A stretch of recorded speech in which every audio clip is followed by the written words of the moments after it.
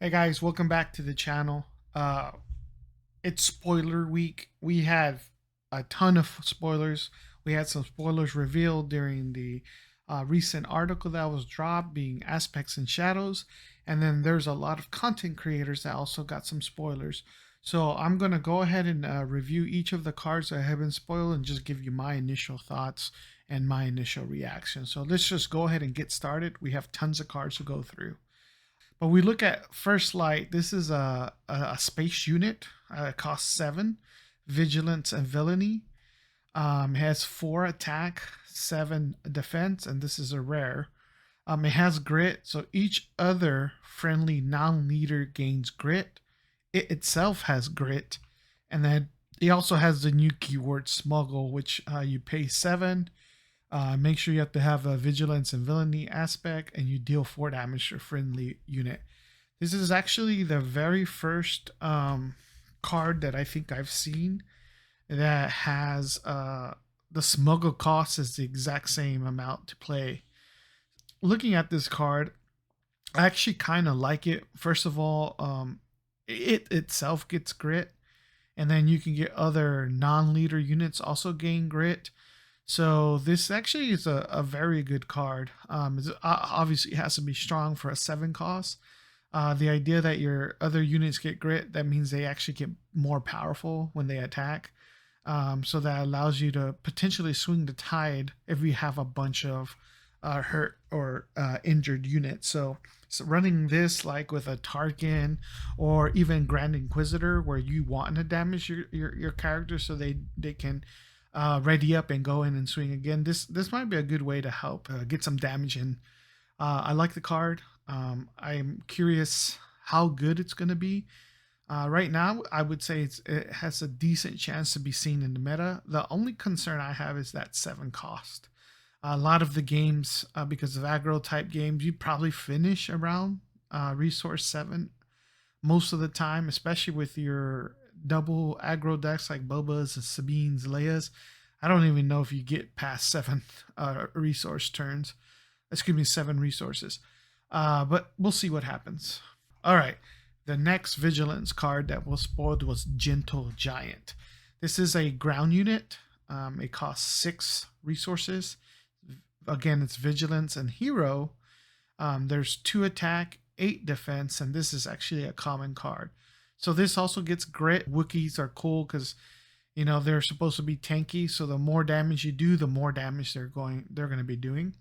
And then this Gentle Giant has on attack, you may heal damage from another unit equal to the damage on this unit. So that's actually huge. Imagine you had 7 damage on this character, right? He's going to get +7 on his attack. So that means this character is now hitting for 9.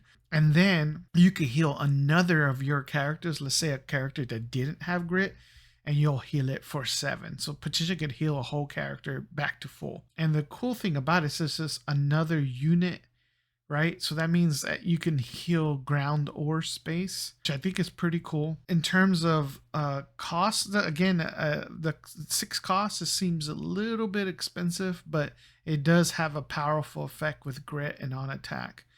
This is actually a pretty cool card. I don't typically play hero cards or hero in general. I'd stick to villain. I'm just curious to see what type of decks would adopt this card.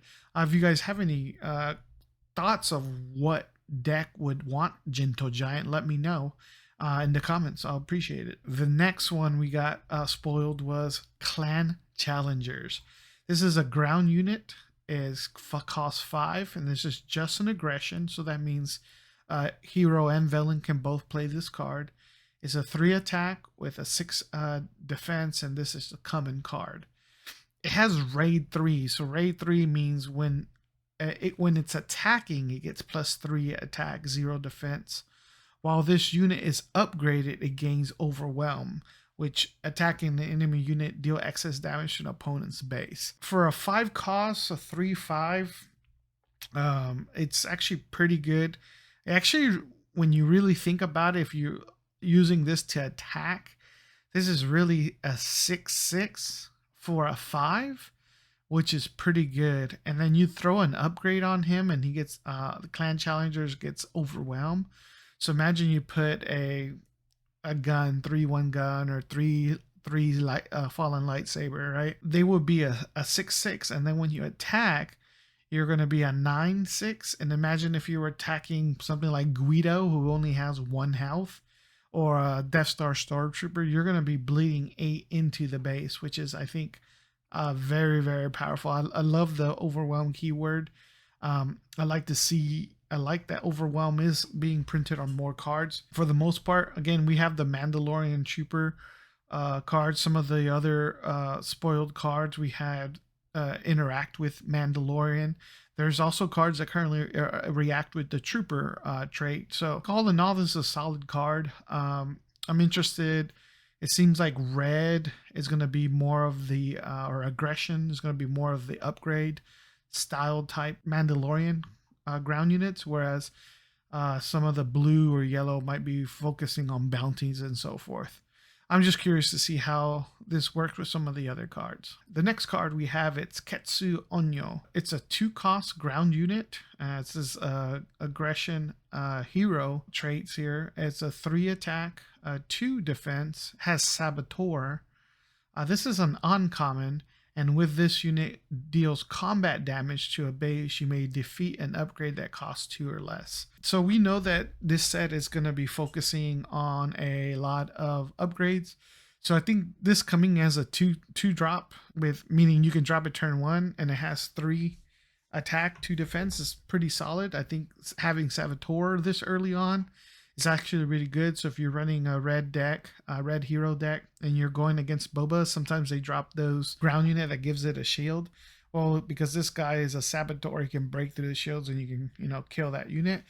And then I think a lot of the Luke decks right now, they're trying to do some upgrades. So this would be a good way to kill some of those 2 or costs or lower upgrades. All right, guys. The next card that was spoiled was Covetous Rivals. This is a ground unit, 6 cost aggression, meaning again we could use it for hero and villain decks. This is a 5/5 common card.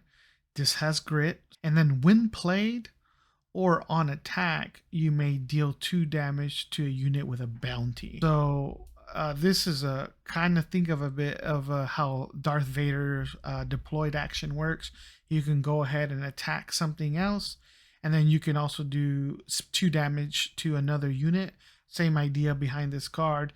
You go ahead and attack something that maybe doesn't have a bounty, and then if there's a bounty that costs 2 or less, or they have 2 remaining health, you'll do that damage as well. So when you play it, you get to do 2 damage with a bounty. The next turn you attack, maybe attack another unit, and then the other card that has bounty will probably take that 2 damage and potentially die.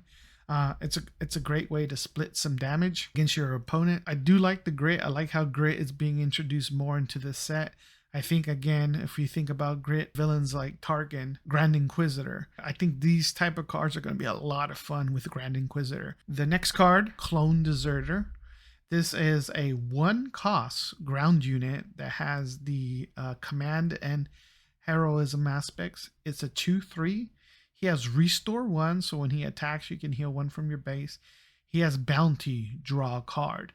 So when this unit is defeated or captured, the opponent collects his bounty. I think for this card itself, it's actually pretty good. If you think about a 1-drop, meaning if you drew this Clone Deserter, and again, this is not a unique. So let's say you drew 2 of them in your opening hand, you'll be able to play 2 characters within the first ground units, in your first action phase, and then your next turn, if your opponent does damage to your base and then you attack them twice with these two cards, you're gonna heal. The downside of obviously anything with a bounty your opponent collects. Now, depending on the type of matchup, I don't think the draw is necessarily a bad thing. Like for a super aggro deck like Sabine and Leia, them having another card, it could be very bad. Whereas if you're playing more of mid-rangey, control-y type deck, this drawing card might not make too big of a deal at the early on.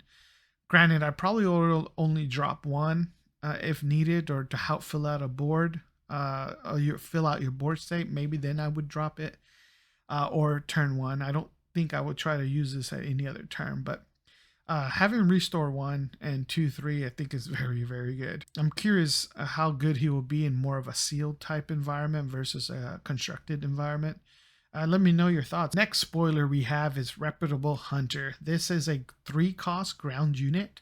It has a command, meaning we have no additional aspects, so that means villain and hero can both play this character. This is a 3 attack, 4 defense, and this is a common, and it reads, if an enemy unit has a bounty, this unit comes for 1 less. So Dr. Mazan, or he has a bounty. So if you have this guy, is you just say you didn't pick up any 2-drop and your opponent plays that doctor, well, guess what? Now you can play your Reputable Hunter for 2 because it costs 1 less to play. What do I think overall? I think it's a decent card for 3 resources. I'm getting 3 4 defense, and potentially if it has bounty on it, I can play it for 2. I think this is a very good card, very good common card. And the next card is Take Captive.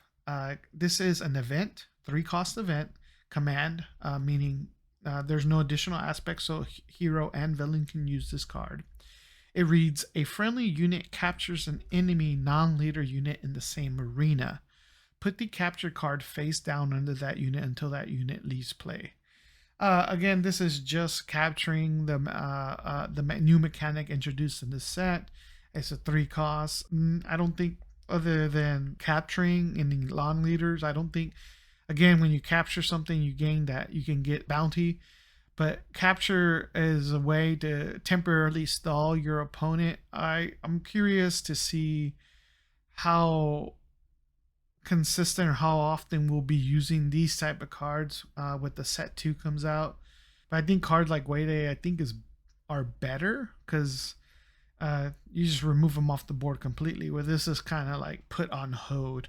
I don't know. Let me know what your thoughts are on this one. I'm indifferent on this. I don't think it's great, but I don't think it's bad either. Here's the next spoiler. This is a 3-cost event called Relentless Pursuit. This is a common card. It reads, choose a friendly unit. It captures an enemy non-leader unit that costs the same as or less than it. If the friendly unit is a bounty hunter, give it a shield token to it. Again, this is very similar to the previous card that was spoiled, but this time there's some conditions that you only could capture a unit that costs the same or less. So it's a little bit worse, but the way they kind of even it out, well, because it's a little bit worse, there's more of a condition on there.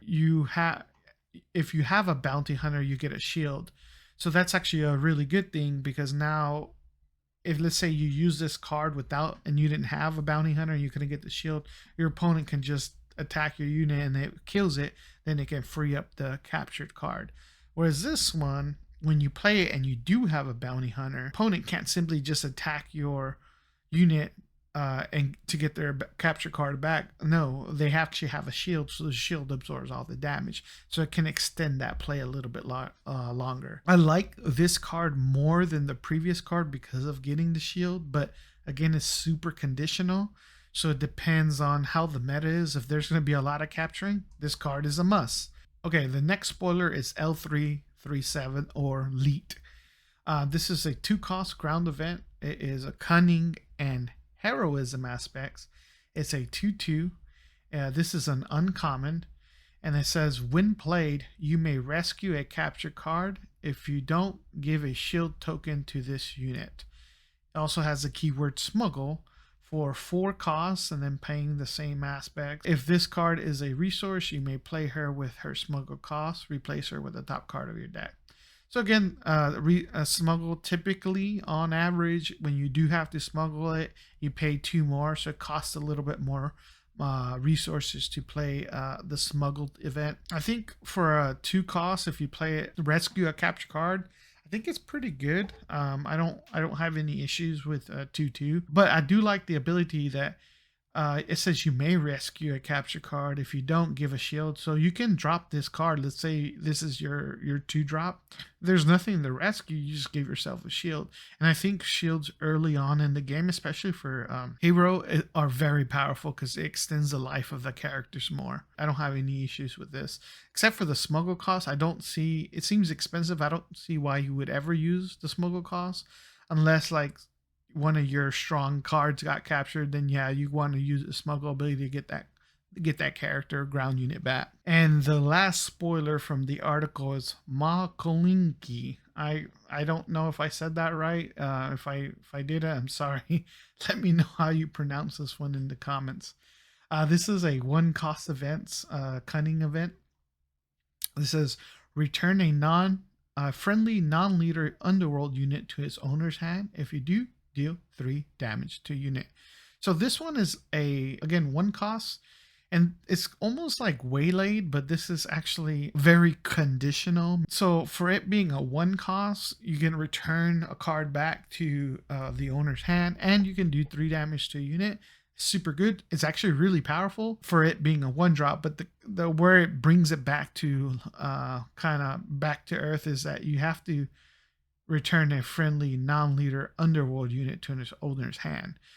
So the underworld keyword is that the option is the main card. Now I'm curious, how many underworld units are there?